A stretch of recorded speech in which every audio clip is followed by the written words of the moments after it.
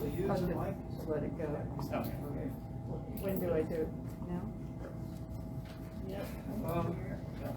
Well, welcome everybody. I want to thank you for taking a valuable part of your week to be here and joining the celebration.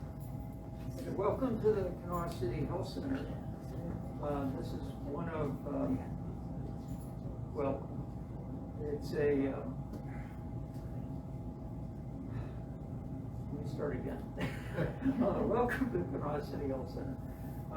I'm Craig Robinson. I'm the executive director of Cabin Creek Health Systems.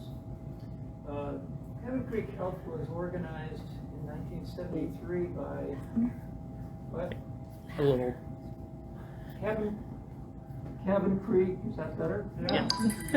Cabin Creek Health Center was organized in 1973 by a group of coal miners from the Cabin Creek and Pink Creek areas to address the problem of health access in those communities. And it began began providing services in a elementary school on Cabin Creek. It just repurposed the classroom, and which it took over to provide medical services, minimal medical services. But at the current time, Cabin Creek has developed into 6 health centers across Kanawha County. It serves most of the county and has a very comprehensive set of ambulatory health care services, from pharmacy to addiction care, behavioral health, pediatrics, geriatric care. It's something that those original coal miners are very proud of. But it could not have been possible without Medicare and Medicaid, which were organized just a few years before the Cabin Creek Health Center was organized. So we're very pleased to be a part of this celebration today, celebrating the enactment of Medicare and Medicaid coverage almost 60 years ago, and to recognize those who struggled for years before it happened to make it happen. These are giant steps in bringing health security to the elderly and disabled, and they were necessary to create the healthcare infrastructure that we all rely upon today.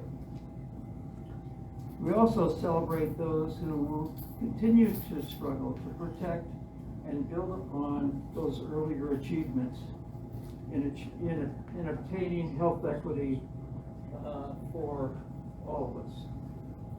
So you'll now hear from some of those who are actively involved now in building upon the achievements of those almost 60 years ago.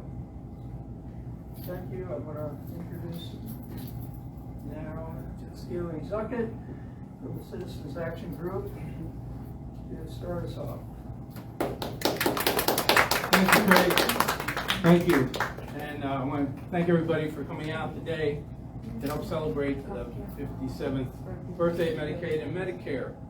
And I've got some data here that I want to share about that. As soon as I find my paperwork here. Here we go. Yeah. Medicaid and Medicare were signed into law in 1965 and are now the nation's largest health care programs. Medicaid and CHIP insure over 87 million people nationwide, including 617,000 adults and children in West Virginia. These programs have a proven track record of positive health outcomes, enhancing economic security, reducing racial health disparities. Nearly a quarter of our state's residents, or 443,000, are enrolled in Medicare in West Virginia. Altogether, these programs cover nearly 60% of our population. They make quite a footprint here in West Virginia. Medicaid is the leading financer of family planning and birth control services and the leading financer of births. 45% of all births in West Virginia are paid by Medicaid. It's the leading payer of long-term care for elderly and people with disabilities. It's the largest payer of mental and behavioral health services. And Medicaid is the single largest source of federal funding to states. The matching federal and state Medicaid funding makes up 22.5% of our West Virginia state budget. So it's huge. And as far as Medicare goes, Medicare beneficiaries, 19% of them were under 65 and eligible due to having disabilities. And one of the other things about the Medicare program is that when it was instituted, the senior poverty rate declined dramatically from 29% in 1966 to 10.5% in 1995. So there's really a whole lot of good that happens in West Virginia and across the country for these two federally funded programs that the state kicks in for. And you'll hear other speakers talk about how we'll need to expand these programs and eventually cover everybody with some type of public finance healthcare program.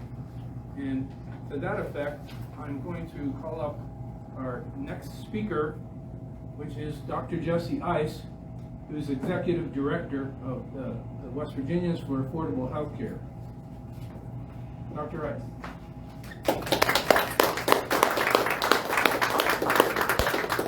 Thank you, Gary. I'm going to have to definitely read from my notes because I have a lot of stats to share. As we come together today to celebrate the anniversary of Medicaid and Medicare, I want to highlight what's possible for us in the future, especially given the progress we've made just this week in Congress. You know, I'm going to speak towards prescription drugs mainly here. Year after year, in fact, several times a year, media headlines always seem to announce that drug makers are hiking prescription drug rates, right? Journalists, here's my first set of data. Journalists reporting on prescription drug price increases, they say this year's price increase were comparable to last year's and the years before. And okay, so there's price increases. 4 out of the top 10 prescription drugs in the United States have increased by more than 100% by 2011. Brand name drugs are increasing more than twice as fast as inflation. So if we talk a lot about inflation, right? Think about that. Prescription drugs are increasing even at a greater rate than our current 40-year high of inflation. Prescription drug companies have raised the prices of their products almost 1,200 times in the first 7 months of this year. More than the same period in 2020, more than the same period in 2021. The skyrocketing high prescription drug prices obviously hurt West Virginians every day and in every way, right? 24% of all West Virginia adults under age 65 do not take medications as prescribed due to the high cost. Certain groups are obviously more likely to report difficulty. 49% of West Virginians report being in fair or poor health. 49% of those are skipping their needed medications. With constant headlines of ever-rising high prescription drugs, it is not surprising that the voters of both parties, Republicans, Democrats, and Independents, I'll give you some numbers here in a second, are ready for Congress to pass legislation to curb drug prices. You know, and it's a time of a lot of division within our Congress, within our neighbors, within, you know, our own families, but congressional action on prescription drug prices has overwhelming bipartisan support. There's a poll here by the Kaiser Family Foundation that shows nearly 9 in 10 9 in 10 Americans want the federal government to negotiate for lower prices on medications. That includes 77% of Republicans, 89% of independents, and 96% of Democrats. We haven't had this kind of bipartisan support for anything healthcare related in years, right? An overwhelming majority, 72%, support giving Medicare the power to lower prescription drug prices. So it's time for some new headlines, right? It's time to, while we're celebrating the anniversary of Medicaid and Medicare, to also say that's great. 57 years of these programs have been amazing for Americans and for West Virginians, but we can do more. We should do more. American people want more. The voters want more. The citizens, everybody wants more. And apparently our congressional delegation does too. So here's some of the things that Congress is actually in the position after this week to really carry home for us. By 2023, barring drug manufacturers from increasing prices for drugs faster than general inflation for all Medicare covered drugs, which essentially is all U.S. covered drugs and the prescription drugs. All right, to extend the advanced premium tax credits for West Virginians purchasing health insurance on the marketplace. That is at least 23,000 West Virginians that will benefit from this. By 2025, capping the annual out-of-pocket costs for Medicare beneficiaries at $2,000. Currently, they're unlimited. Beginning in 2023, here's a big one. Medicare will, for the first time, have the power to negotiate the price of prescription drugs. And this matters not just for those on Medicare, but for everybody who needs prescription drugs in the U.S. And, we've heard some...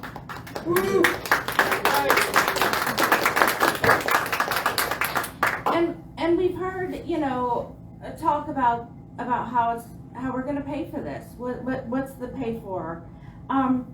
These provisions will actually save Medicare $300 billion.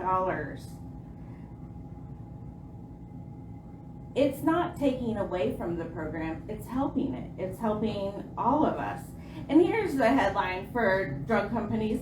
West Virginians aren't easily fooled by your millions of dollars in completely false advertising that has been flooding our state around this issue. Woo! The ads claim, and using, quite frankly, some menacing language, that any regulation of prescription drug prices will end drug research and West Virginia won't get the drugs we need. This is false. We as a group, we know the BS when we hear it, right? West Virginia voters actually have a very low opinion of pharmaceutical companies. 69% of us hold an unfavorable opinion, and 85% of West Virginians think prescription drug prices are too high.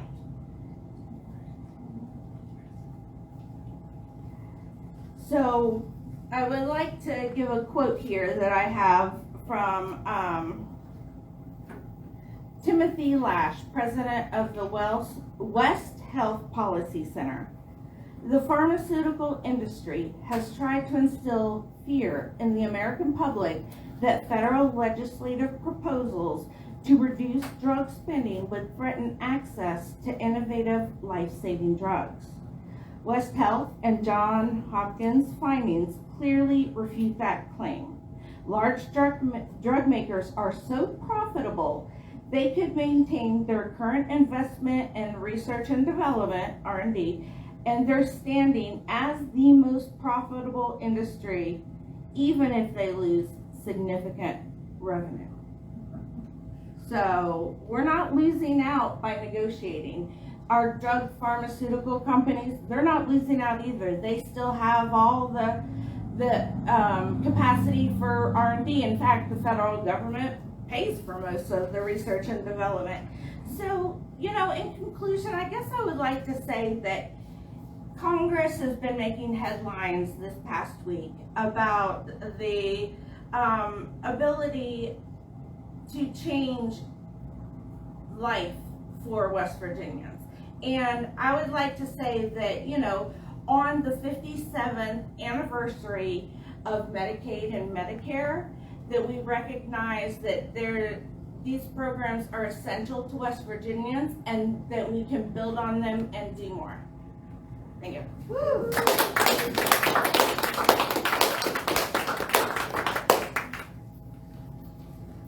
Thank you, Dr. Jessie Ice. I would like to introduce our next speaker now, who's a West Virginia University medical student, Amanda Rahman. Hello, Amanda.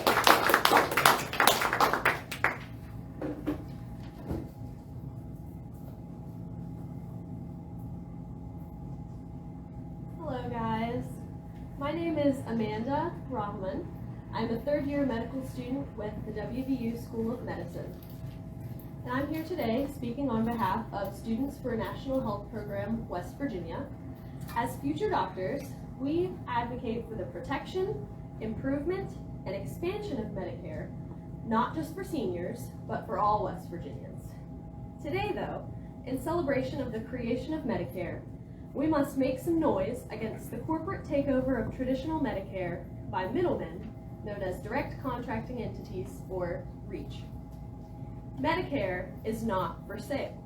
Medicare has already been bought and paid for by our seniors, and we will not allow REACH to automatically enroll seniors without their consent and steal up to 40% of their healthcare dollars as profit. We know that the United States lags behind many developed countries in health outcomes. But did you also know that that difference quickly disappears after the age of 65 when seniors qualify for Medicare? It's not rocket surgery, it's common sense. When traditional Medicare can accomplish this with overhead costs of less than 3%, why the thought of handing it over to middlemen who can keep up to 40% of your health care money with no incentive to provide care and no incentive to increase the quality of care is outrageous.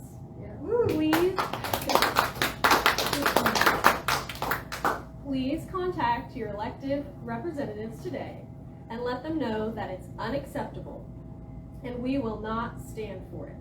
We will protect Medicare. Thank you and happy birthday, Medicare and Medicaid.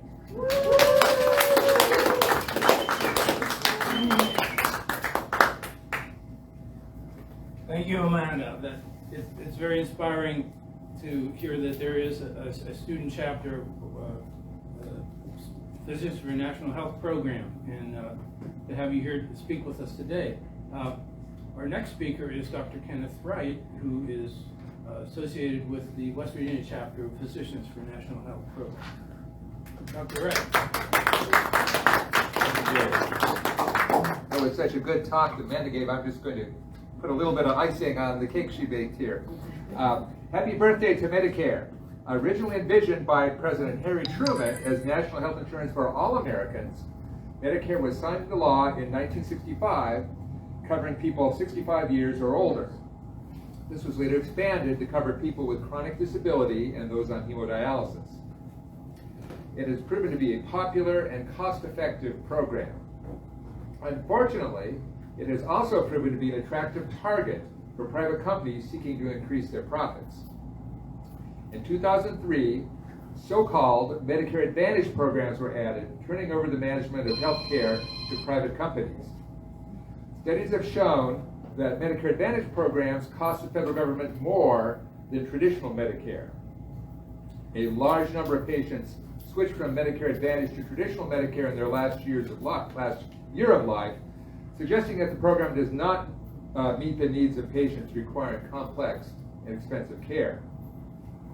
When I was in full-time practice, I was always concerned when a patient with Medicare Advantage was referred to me, knowing that it would be a struggle to get them the treatment they needed. A recent major threat to Medicare is the REACH program, which would allow for-profit case management companies to interfere in the health care of traditional Medicare beneficiaries. These companies would deny medical treatment ordered by physicians and would be allowed to keep a large portion of the money that should have been spent on patient care. And I will add that under current law, insurance companies can keep only 15% of their revenues and profits, but under the REACH program, this would be expanded up to 40%. That means only 60% of the money that's paid would actually go towards buying health care. Medicare patients could be enrolled without their consent and could not leave the case management program without switching their primary care providers. Shame. Yeah, so that's all fight against the REACH program. Efforts to turn Medicare into a program run by private companies need to be stopped. Physicians for a National Health Program is an organization of physicians and others advocating for universal public health insurance. Virtually all other developed nations already have such a system in place. And I can tell you from personal experience how embarrassing it is to talk to a friend from Australia or Germany and see the shock in their eyes when they hear that medical bills are the leading cause of bankruptcy in the United States. Our goal is to return to the original vision of Medicare as national health care for all Americans.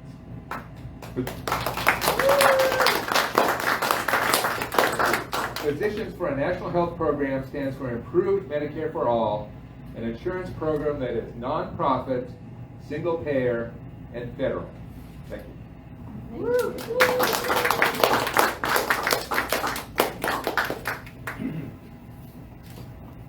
Thank you very much, Dr. Wright. Yeah, just a little factoid there. He was talking about the going from a 15% to a 40% in these new Medicare Advantage type programs.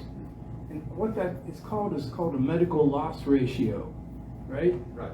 And that term, medical loss, is a very interesting term. It's an industry term, and the definition, from what I understand, is when a for-profit insurance company has to pay your medical bill, they consider that a medical loss.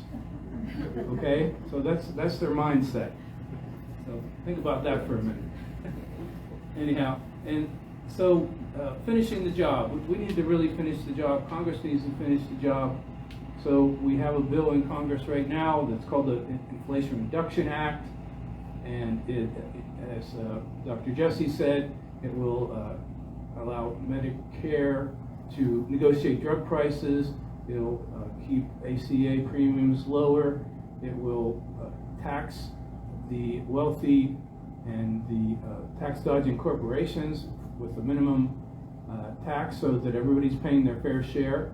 And to give us some more action steps, I'm going to call up Sally Roberts with Rise Up. Sally? All right. You know, I am all about action at Rise Up, West Virginia.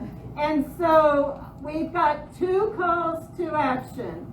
Number 1, for Medicaid, for the drug negotiations, thank you.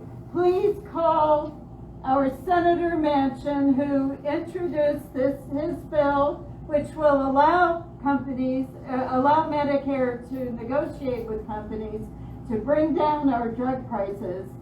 And his number is 202-224-3954. That's 202-224-3954.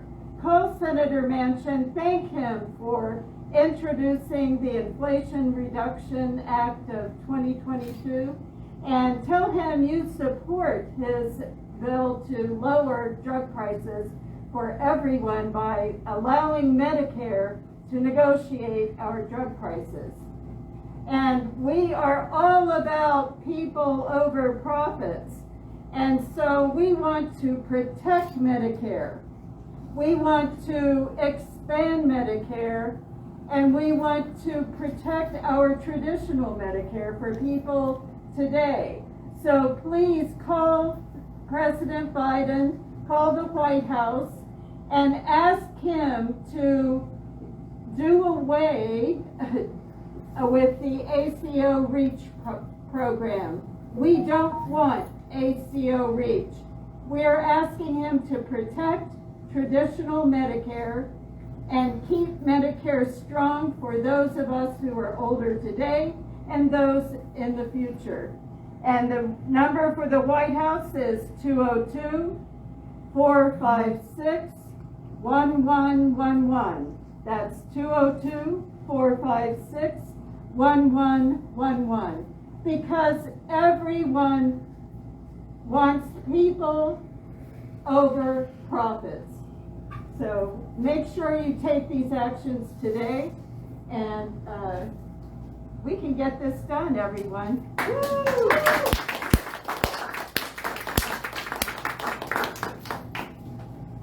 Thank you, Sally. That finishes our lineup of speakers for today. I just wanted to thank everybody for coming out and participating, and thank everyone watching this over the internet and the live video feed. And what Sally said about those phone calls is very important. I was doing a little research this morning, preparing my remarks, and if you type in Medicare in Google, the first thing that comes up is a paid ad for the misinformation by the pharmaceutical industry pushing back against this Inflation Reduction Act, calling it a $300 billion cut in Medicare, which is a lie. So your phone calls to your senators, wherever you are, and to the White House are very important. And thank you again, and hope you all have a good day. Bye-bye.